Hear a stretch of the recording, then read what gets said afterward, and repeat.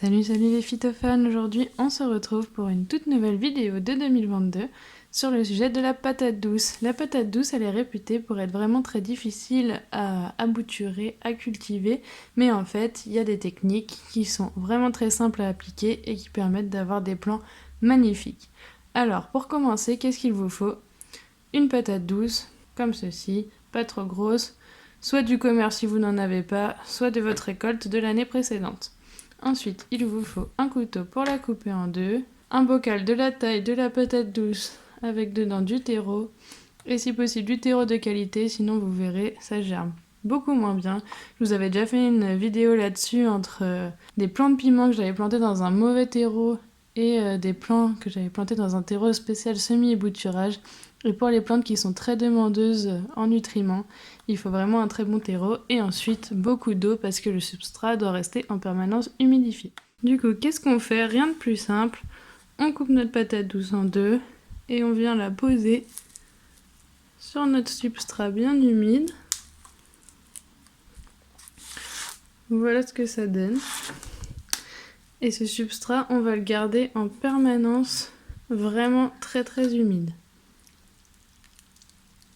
On n'hésite pas, on arrose régulièrement. Et ensuite, le vrai secret pour que les patates douces fonctionnent, et je vous montrerai le avant-après de la première année où j'ai testé de faire des patates douces et où c'était vraiment raté, mes plants, en tout cas mes germes étaient ridicules. Et là, je vais vous montrer ce que ça donne. Le secret, c'est la source de chaleur. Les patates douces, ça fonctionne uniquement avec une température très élevée pour la germination. Et du coup, ce que je vous conseille, soit vous investissez dans un tapis chauffant, et sinon, si vous avez un chauffage, moi je mets un linge sous mon bac pour que ça protège d'une trop grande chaleur et que le contenant en plastique ne fonde pas. Donc là, ça fait 3 semaines que j'ai planté les patates douces et vous voyez que les lianes, elles doivent faire au moins 50-60 cm pour les plus grandes. Donc cette année, grande réussite, j'espère que ça va continuer. Et je vais vous montrer du coup comment est-ce qu'on passe du plant germé au plant qu'on va pouvoir planter en terre. Voilà comment ça se présente. Donc on a ici notre plant de patates douces, vous voyez. Il va vous falloir un cutter. Et après on va tester deux techniques. Donc soit directement dans l'eau, soit dans un contenant, mais avec un terreau qui sera en permanence humidifié. Pour commencer, qu'est-ce qu'on va faire? On va détacher les lianes dont on a besoin à l'aide du cutter.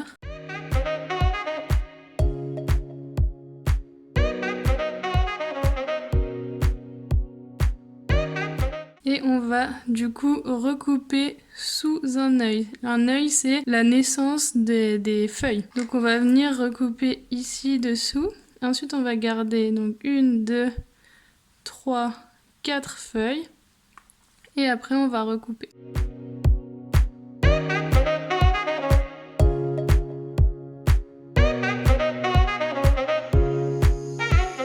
Et ce que je vais faire, c'est que je vais enlever les premières feuilles à l'aide du cutter. Donc 1, 2, 3 et je vais garder la dernière feuille.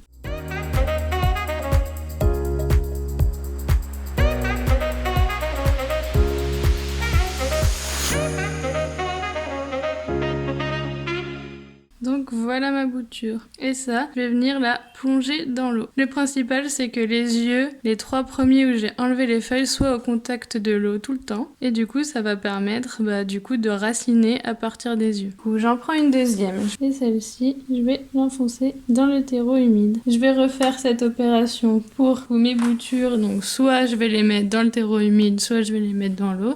Et puis on verra laquelle des deux techniques a le mieux marché. Et je vous montrerai du coup l'évolution de mes petits plants de patates douces. Ou dans quelques semaines pour l'évolution des plants.